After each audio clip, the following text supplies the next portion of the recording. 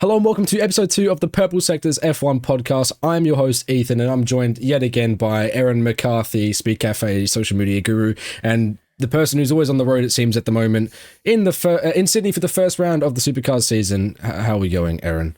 We're good. I feel like I'm never home, but it's fun. It's fun.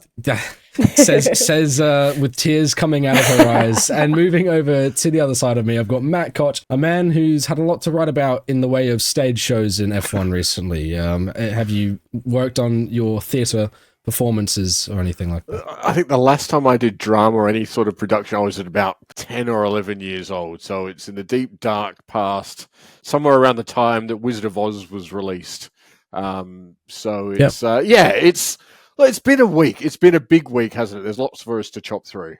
Yeah, this morning we did, of course, witness the F1 75 live show to reveal all of the liveries, and there's a lot to break down. Some good, some bad, and some potentially controversial moments that came from the event. So let's jump into it straight away with the first section of this episode. Before we dive into it, make sure you follow us on social media to stay up to date with everything that's going on in our own worlds. You've got myself on all platforms, Aaron on Instagram, and Matt, while he may be the oldest, is on the newest platform on Blue Sky, boycotting Twitter with the F1 community. So it's time to jump in there with the first section. It's the flying lap, which is essentially where we'll break down the latest news in the last week or so in about 90 seconds, which is your average F1 lap time. So Matt, what have you got for me today in the realm of the flying lap?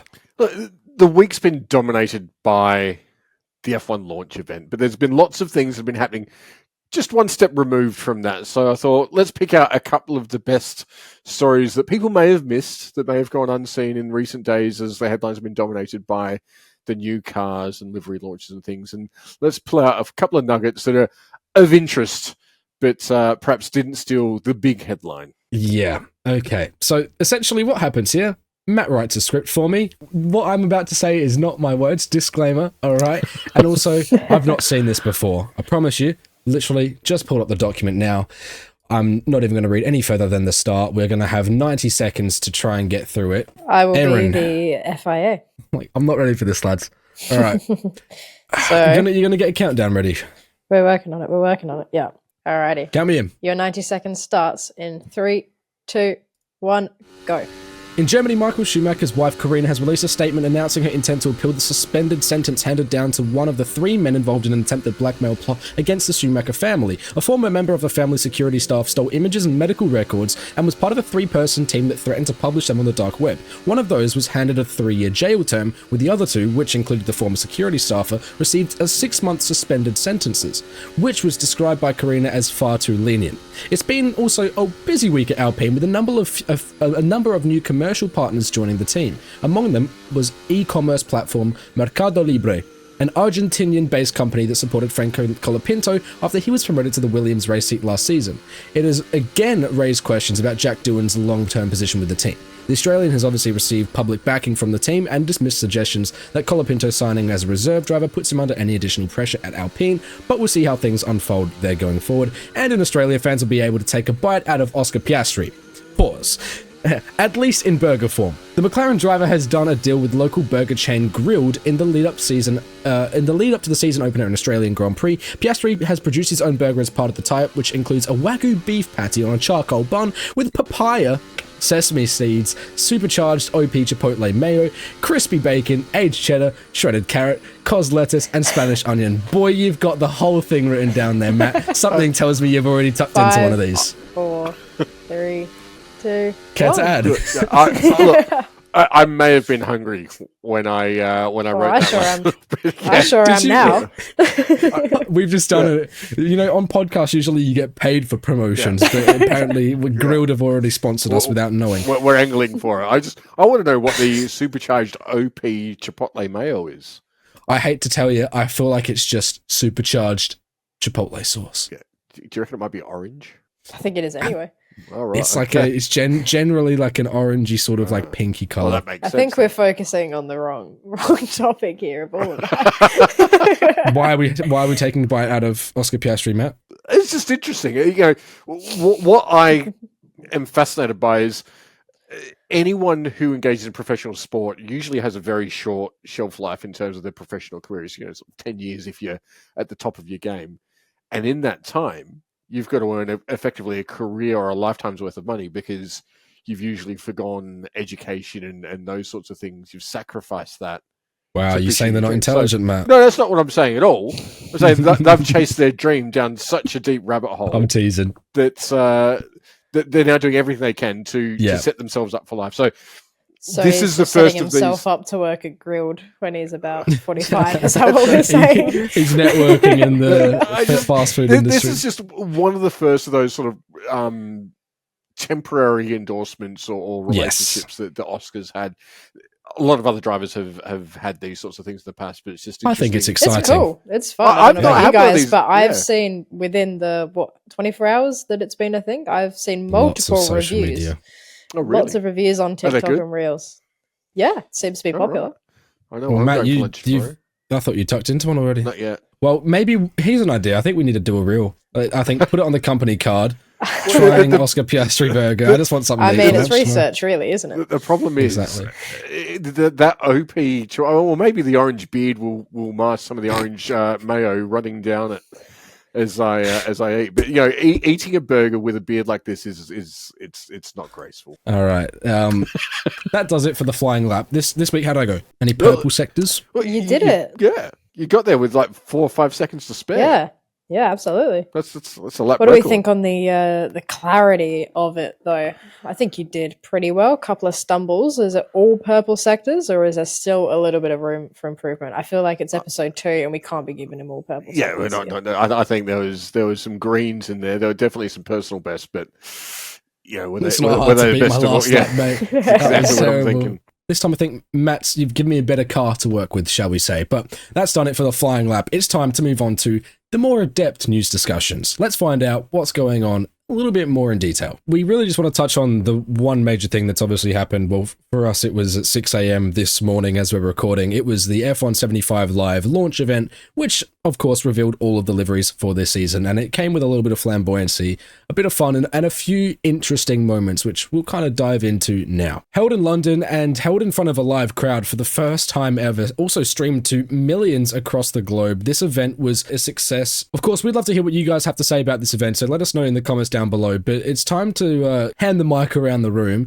and see what we all thought of it. I mean, Matt, as this was happening, we were sending messages back and forth, giving a little running commentary on the situation. But as someone who's been around and has seen a lot of start of the season, sort of season launches, what do you make of this new event? It's an affront to me, if I'm perfectly honest, because it's different. You know, us as humans beings, we're resistant to change, but if we stand still in Formula One, you go backwards. So I like the concept. I like that Formula One is trying something different.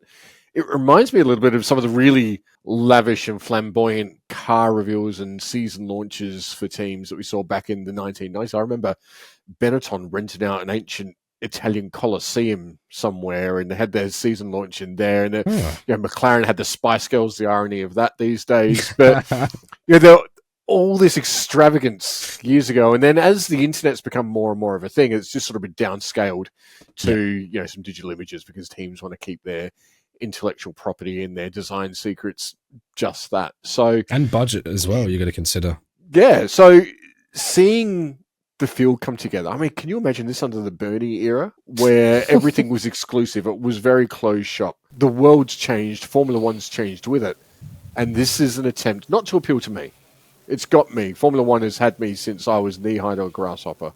It doesn't need to appeal to me. This is to appeal to new fans, to people that might be on the fence, to give them a glimpse into what the sport is, to make heroes of the drivers, to showcase the cars, to have a bit of fun with itself as well. I thought Jack Whitehall, who hosted it, was amazing. He did really well. He had me hooked in that first segment where he made light of a few people, played to the partisan crowd, but it was just a really interesting new way. It wasn't perfect, but a new and interesting way to launch the season.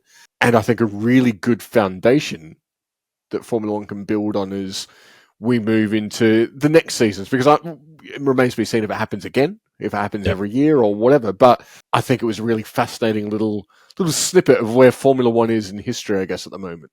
I think the general consensus, what I've seen on social media, is it's been taken very positively with like-minded thoughts to yours, Matt. I didn't sit and watch the whole thing. I was at the track, but the amount I've seen on social media, I almost feel like I was there. So it's definitely done its job. And as you said, I think there was a lot of drivers making fun out of themselves, being lighthearted. I think one of the biggest videos I saw was it playing chess? Who was playing chess on the phone? Charlotte Lewis, yeah.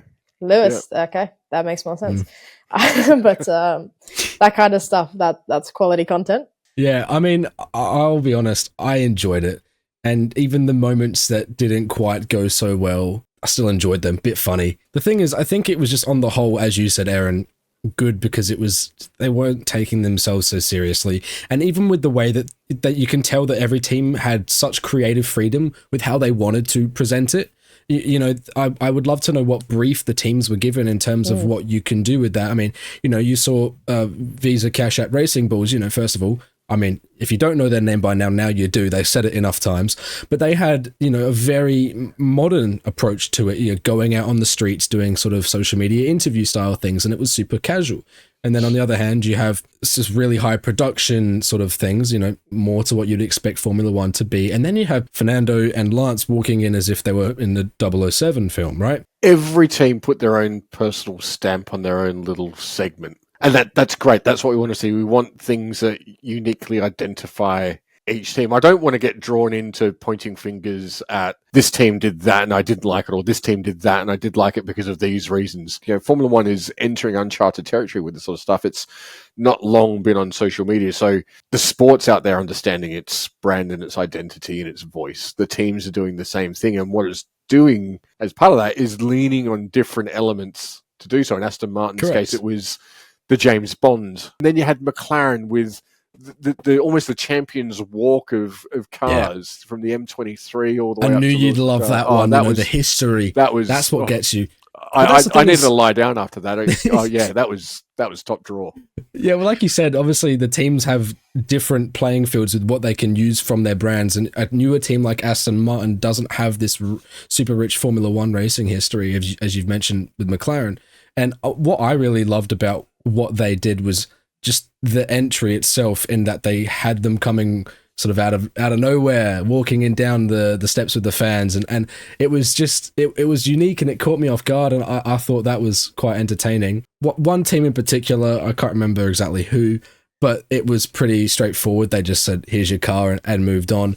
But at the end of the day, that's really all they're here to do, right? Is show the livery, make a bit of an appearance, and move on. I took fascination in seeing the response from it, the way the crowd interacted with some things. And now I'm all about just keep quiet, just be respectful. Obviously, it makes me a bit sad because some drivers will obviously get a better reception than others. Some personalities and team bosses will get better reception than others. But then the big talking point was the FIA. I'm sure we've all sort of seen the comments online and people about booing the FIA the one time they were mentioned. And do you think that that's an appropriate thing in the situation? Do you think they have as a crowd, obviously the crowd's going to do what they want, but was it a bit inappropriate, or do you reckon fair game? I'm a advocate for no booing in these kind of situations in general. Have your opinions, but when you're in a setting like that, to me it felt quite inappropriate. People are entitled to their opinions. Yeah, fair 100%. Enough. Like if you're booing, it doesn't matter if you're right or wrong to be booing somebody. It's just the thing of it is just a bit disrespectful, really, isn't it? But isn't that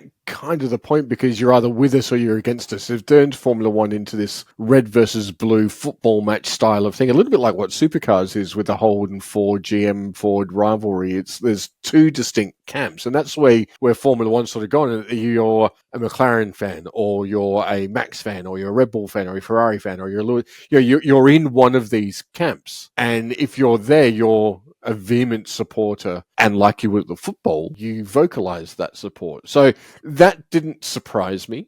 The whole discussion around whether the FIA needed to be mentioned in that context, that's probably another one that I can see arguments for and against. In hindsight, maybe they should have just not brought it up, because it was a very sort of passing thing. It was sort of like a let's bring the attention. And obviously you want to pay your dues to the involved parties in the sport, but it's almost like it's a pretty foreseeable outcome, right? You're setting them up to be booed. But let's also keep in mind that this event was held in London. So the FIA was booed. Max Verstappen was booed. Christian Horner was booed. Lewis Hamilton was cheered. Same for George Russell. Same for McLaren and Lando Norris. The British teams, the British drivers, the irony being that Christian Horner and Red Bull are British. If this event was held in Amsterdam, it'd be the other way around. Max would be getting cheered and other drivers would get that reception. Incredible point. Yeah, it's just where it was held. And that, to me, begs the question, if this is going to happen again, is it going to be in London, which logistically makes a lot of sense? Is it going to be a little bit like the Eurovision where you take it to the country of the world champion? I like that. I kind of like that as well. I mean, the one complication is I actually don't think we'll see this event next year. No. Because of the regulation change. We saw display cars dressed up as the cars, apart from the Ferrari, which was the car with a few bits tweaked so that we couldn't see what they were. But next year we've got a massive regulation change. We're not going to have cars that look the part, just a complication of having an event like we saw. But there's a lesson there to be learned. We've got to accept that there is going to be a parochial crowd, one that's going to be probably nationalistic as well. I mean, imagine if we held this in Melbourne, would we all be up there screaming for Oscar Piastri? Yeah, probably we would. It's just, it's location. So what you're saying is we can't take that for a representation for the entire F1 community, really? It's a segment of it, absolutely. But to my point where, you can be a Max fan or a Red Bull fan or a Lewis fan or a Ferrari fan, there's going to be pockets of these opinions out there. Everywhere. And that's absolutely great. I love that there are people with differing opinions, because what that does is when you have a discussion with these people, it forces you to defend your position. It forces you to think harder about your beliefs. And also consider others. Correct. And chances are, and I've had this happen to myself this week, my opinion on a pretty fundamental topic has changed slightly because someone convinced me with a perspective that I hadn't considered. F1 would have gone into this knowing that was going to happen. And maybe the FIA everyone who got up on stage knew this was going to happen. 100%. And every time they go out on track, it happens. And every time they walk through the paddock, it happens. So I think they're very well accustomed to it. Absolutely. It's a big boys club. Yep. Speaking of everyone that went up on stage, there were some things that maybe didn't go as planned. Now, first of all, we spoke a little bit about the entrances. Mercedes, their entrance was to emulate a pit stop. I think it's a reasonable thing. Maybe get the pit stop crew to do it next time, though, guys, because unfortunately it wasn't as smooth as you might have wanted, and probably would have cost you a few seconds. Probably got overtaken. Matt, what was your take on the strategy there as well? Look, it was an early stop, wasn't it? Like straight out the gates into the pit stop. I didn't see any blistering. There was not even. I don't even think they had any marbles on the tires. Even got up to temperature. But look, again, though, my opinion on the specifics of what they did doesn't matter. Exactly. What I love is that they did something different. We saw the pit crew come out. They looked a little bit like stormtroopers to begin with. And you think, what's going on? Because we'd seen other teams come out with mechanics in sort of full garb, and then we get a pit stop. It was great. Yeah, mediums to mediums. It was great. So we had that, and then you juxtapose that with what Racing Bulls did with the social media sort of style clip. I want to also mention the DJ set for Alpine. Yeah. Now, I've seen a lot of backlash about the DJ set, and I'll be honest, I feel like it did go a little bit long, and I kind of picked up that there was a bit of an awkward energy around it, and there's been a lot of backlash towards the man that was behind the DJ set. But hold your judgment, because you know what? You can't complain. That man, Brian Tyler, is actually the producer of the Formula One theme tune. So before you start laughing at him, you have him to thank for that amazing intro that we all know and love. So you sing along to it 24 weekends a year. So don't be mean to Brian. We owe a lot to him. Again, it's just different personalities on their different segments of the show. On the main stage in front of, I think it was 4.6 million people tuned in to watch that. So just looking at it from a pure numbers game, that's the most successful live event that Formula One's ever done. I mean, it's been successful, I think. It's got me looking forward to the season. It's got me hyped. I woke up at 6 a.m. for it. There you go. That shows how good it was for Ethan to be awake at that time. Honestly, guys, that's my bedtime most of the time. I know we're talking a lot about F1 75 Live, and you might be thinking, what else is there to happen? There's really not been much else this week, so we're talking about that more. Of course, we last spoke about the swearing ban, and now we did see a fun little moment in the live show. When Lando Norris was being spoken to by Jack Whitehall, he used a word that could be perceived as a profanity. I enjoyed watching it because, as you said, they weren't taking everyone so seriously. But he called the Netflix crew wankers for, always being up in their business. And so now there's all this speculation about, is he going to get fined and all these things. We'll find out. But if there's anyone who does deserve to be fined... He's not going to cop a thing. It wasn't an FIA session. Well, there you go. Well, Matt's on the regulation, so that silences all of you guys saying that right now. But if there was someone who deserves a fine, it's naughty Gordon Ramsay. Get that man in the steward's room. Yeah, I mean, fair game to him. Maybe he won't be invited out next time. Just get him. Maybe he can supply the culinary expertise in the back. But I feel like Lando's just going to cop an extra 3 Netflix Drive to Survive interviews or something. Yeah, they'll maybe punish that's him. the way to do it. If you swear at a TV interview, you've like got to spend another hour in front of Netflix. Is that not community service? Well, it depends on what the Netflix crew ask them, I guess, isn't it? I think you can make it community service. That is service to the F1 community. I saw an interesting stat during the week. Everyone talks about Netflix being the entry point for Formula One and what advertises it. But it's actually social media videos are a greater entry point into Formula One than Netflix is now. The percentage of conversions, people who watch Drive to Survive and then watch a race versus those who consume Formula One social media content and then watch a race for the first time, it's significantly higher on social media. It blew my mind. I hadn't actually stopped to consider that. I knew there were other factors. And that's what all this launch event, that's exactly what this is about. I think it's so insanely clear these days that they're not drivers who are well known. They are celebrities that drive Formula One cars. That's the way it is now. And you see these collaborations across the sports, when they're with different athletes or just doing these different promotions for their own ambassadorships and stuff. And they're full on celebrities now. And I know a lot of people, friends who don't know the difference between a V8 and a Formula One car, coming up to me and saying, "Hey, I've heard of this Charles Leclerc guy." Who's always Charles Leclerc. It is always Charles Leclerc. Jack Whitehall's eyes were lighting up when he was on stage with him. Yeah, he had to compose himself to make sure he was staying on script there. That was a good watch. That was also what was great about the event, is that there was so much attention put on the drivers. They were turned into superstars and heroes. These are the guys that make us tune in, because we're not there watching cars. They don't drive themselves. We saw that didn't work in Yas Marina once. Let's create these guys as characters in their own right and give them a personality of their own, or allow them to adopt whatever personality they choose. Hopefully we see a little bit more of that, because every one of these guys is different, and a lot of them are very different away from the media and the cameras and the microphones to what we see on our television screens.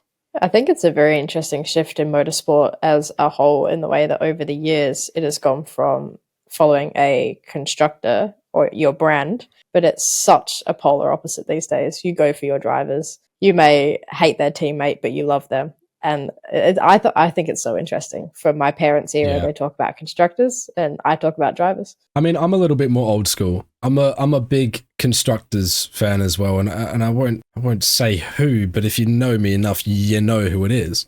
But I do also find myself now sort of following the personalities more. And F1 75 Live was an incredible highlighter for all that we've just spoken about. Now it's time to move on past the news section to the challenge, shall we call it? Matt, what have we got? I love my history of Formula One. I love my niche references. I love the anomalies of the sport as well. And there's a lot of those to draw on through Formula One's 75-year history. I want to impart a little bit of that into you. I want to share my love of some of these weird and wonderful things with you. So I've got another true or false question for you. And this one's really weird. I said this would happen. The 1983 Brazilian Grand Prix.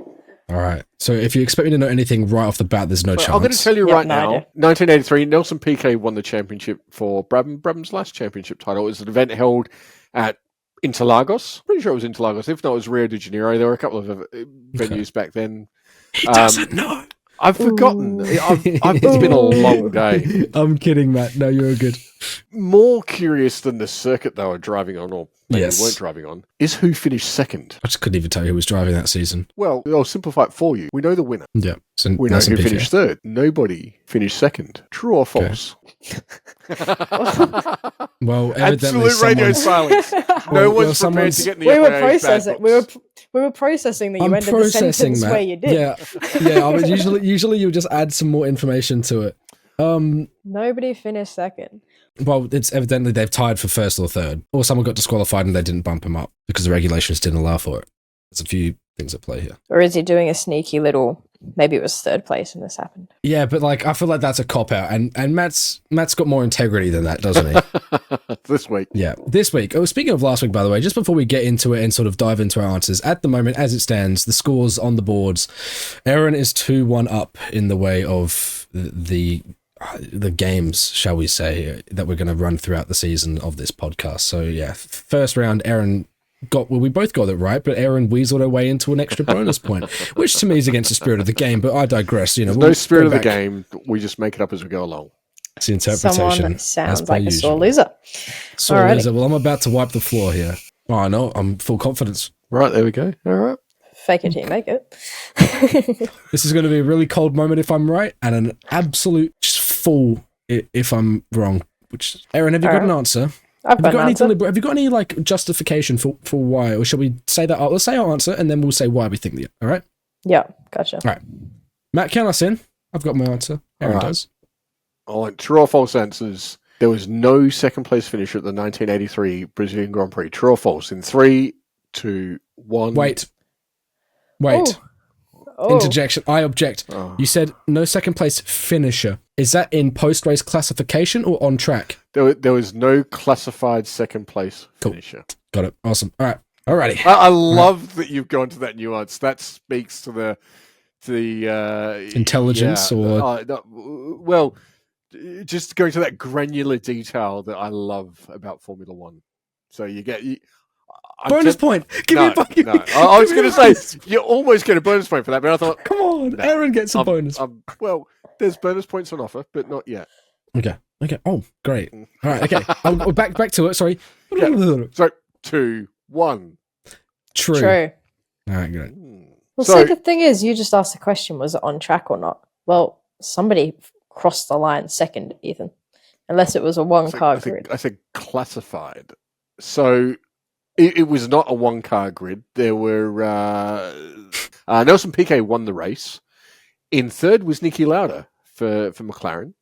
Certain somebody who got me a bonus point last episode. Yeah. I was hoping no one would mention that. Second place on the official classification, nobody. Only event in Formula One history where there is no classified second place finisher.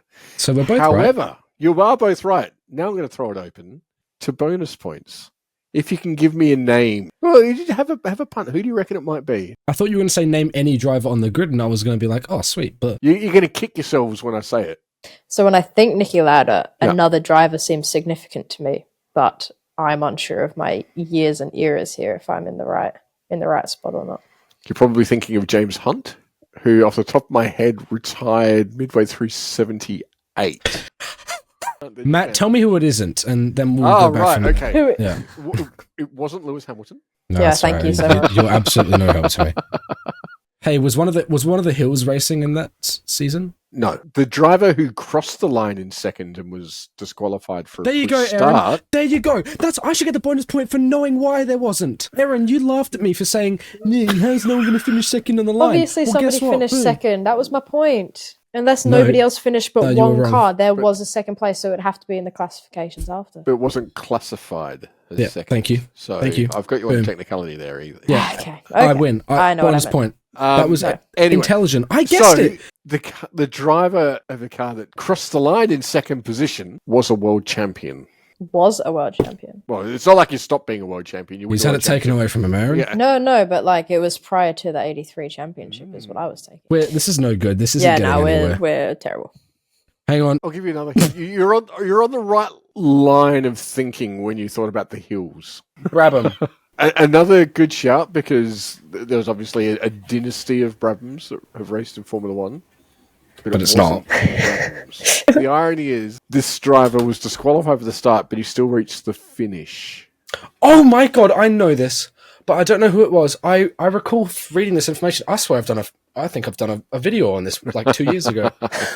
Let me go search my hard drives real quick. I'll get back to you. My mind's just blanking like crazy. I think from next week I'm going to stop offering bonus points because it just drags on too much. I agree. Unless you should have given me bonus points. Guessing the reason why that happened, by the way. Put me Just out of tell my us. misery, coach. Keke Rosberg. Do you know what's annoying is because I always think when I think of like that era, I think of Adelaide. It was pre-Adelaide, but 80 because 85, right, was the first. Yeah. I whenever I think of that era, I think of 85, and I know KK won the first one. 185 was leading 86 when he retired with the tyre failure, which preceded Nigel Mansell's. And for some reason, I knew it was a racing parent of a more modern person. I was mental blanking, and all I could think of was Jos Verstappen, and that's before he was racing. Yeah, there you go. After the second episode, it stands 3-2. I'm not gaining any traction just yet. But that's all we've got time for today. No, thank you so much for tuning in to episode 2 of the Purple Sector podcast. Before you know it, we'll have testing, so hopefully we've got some more interesting things to talk about. Thank you very much, Aaron and Matt, for joining me today. Make sure you go follow all of us on social media. Hit a like and subscribe wherever it is that you're watching the podcast, and let us know in the comments your opinions on everything we've discussed today, but also some challenges or whatever it is that you want to see us do next. Thank you very much, guys, and I look forward to chatting to you all over again next week. Ciao. Matt, you know what to do. Bye!